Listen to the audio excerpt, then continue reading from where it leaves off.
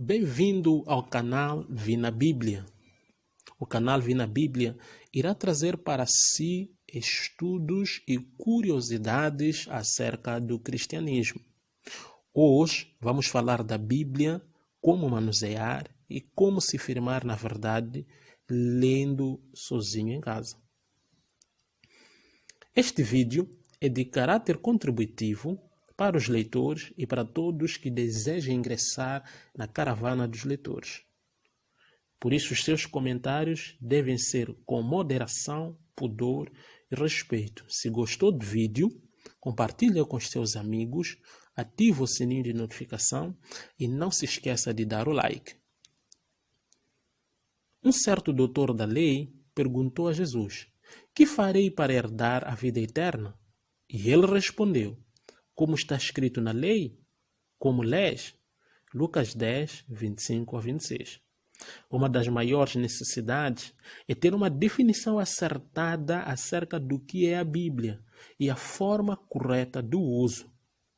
Saber usar a Bíblia livra o utente de heresias e equívocos. Usaremos a definição para a Bíblia como coleção de diversos livros, os textos dos quais ou são revelados ou são inspirados. O que seriam textos revelados? Textos revelados seriam aqueles em que o homem não saberia se Deus não intervisse descortinando essas coisas ocultas. Por exemplo, o livro de Gênesis, o livro do Apocalipse, as profecias, os mandamentos e etc. Textos inspirados são aqueles que surgem mediante a observância das obras de Deus, assim como dos seus ideais. Por exemplo, o livro de Lucas, no seu prefácio, vai dizendo o seguinte: "Tendo, pois, muitos empreendido pôr em ordem a narração dos fatos que entre nós se cumpriram, segundo nos transmitiram os mesmos que presenciaram desde o princípio e foram ministros da palavra, pareceu-me também a mim conveniente descrevê-los a ti, ó excelentíssimo Teófilo, por sua ordem, havendo-me já informado minuciosamente de tudo desde o princípio, para que conheças a certeza das coisas de que já estás informado." Intervenientes. No livro de 1 de Coríntios 7, no seu capítulo 12 e 25, diz o seguinte: "Mas aos outros digo eu, não o Senhor, se algum irmão tem mulher descrente e ela consente em habitar com ele, não a deixe." 25. "Ora, quanto às virgens, não tenho o mandamento do Senhor.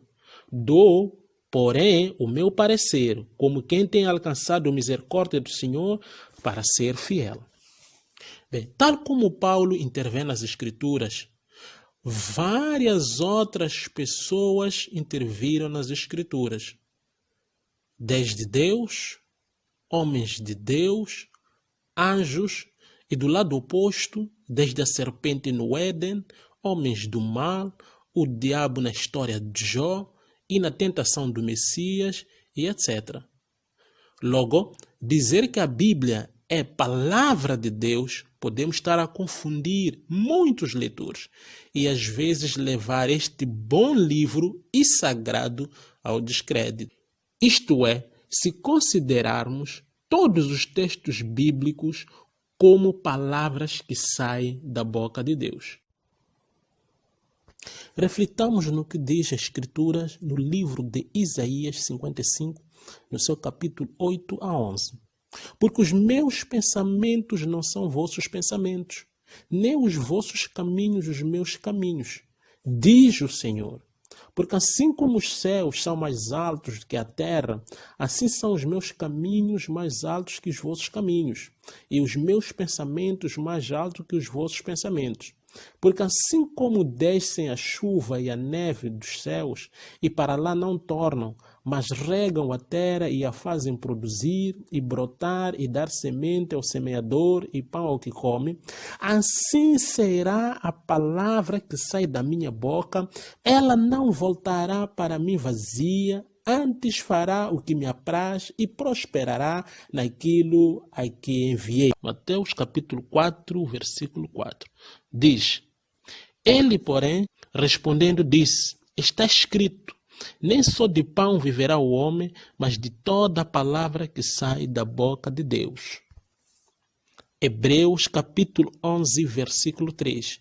Pela fé, entendemos que os mundos, pela palavra de Deus, foram criados, de maneira que aquilo que se vê não foi feito do que é aparente. Quando falamos da palavra que sai da boca de Deus, falamos de uma palavra infalível, de uma palavra confiável e sem igual, e um poder sem tamanho, colocando Deus fora de toda comparação e o destacando a um trono sem igual. Ora, vejamos o exemplo. Gênesis 3, no seu versículo 4. Então a serpente disse à mulher: Certamente não morrereis, porque Deus sabe que no dia em que dele comerdes, se abrirão os vossos olhos e sereis como Deus, sabendo o bem e o mal.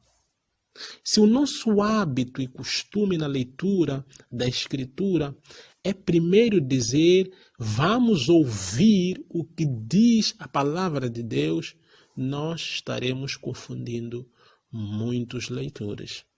Porque a serpente não é Deus. O que a serpente disse não é palavra de Deus. Pequena curiosidade. Sabias que existe Bíblia samaritana com apenas 5 livros? Bíblia hebraica com 39 livros? Bíblia siriaca com 61 livros? Bíblia protestante com 66 livros? Bíblia católica com 73 livros? Bíblia ortodoxa com 75 livros? Bíblia etíope com 81 livros? Então, de forma geral, a Bíblia não pode ser definida como manual de fé cristã, atendendo que as outras Bíblias não têm nada a ver com o cristianismo. Uma pequena nota. Para acompanhar sempre os nossos estudos, procure ter uma Bíblia de 66 livros, qualquer que seja a versão.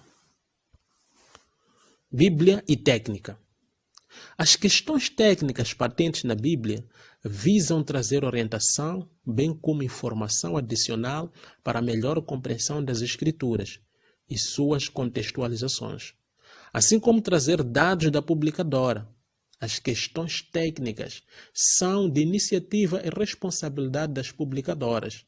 O cuidado a ter com o conteúdo técnico é de o elevar até ao nível de doutrinas e não apenas o considerar como material de apoio. Algumas questões técnicas. Divisão da Bíblia, Antigo e Novo Testamento. Confunde-se com as alianças, sabendo que a nova aliança, que é o Novo Testamento, começa após a morte. Mais adiante nós iremos explicar melhor isso. Os escritos originais não continham versículos nem capítulos. Eram textos corridos. Por isso, encontramos começos de capítulos com, portanto, ora, depois de, logo, etc. E versículos que não são parágrafos. E os posteriores começando com letras minúsculas, dependendo da versão de cada Bíblia. Introdução de títulos e comentários. Este segundo, no caso de Bíblias de estudos. Hoje paramos por aqui. No próximo vídeo, veremos Bíblia e factos, Bíblia e uso, teorias e doutrinas e muito mais. Deus abençoe.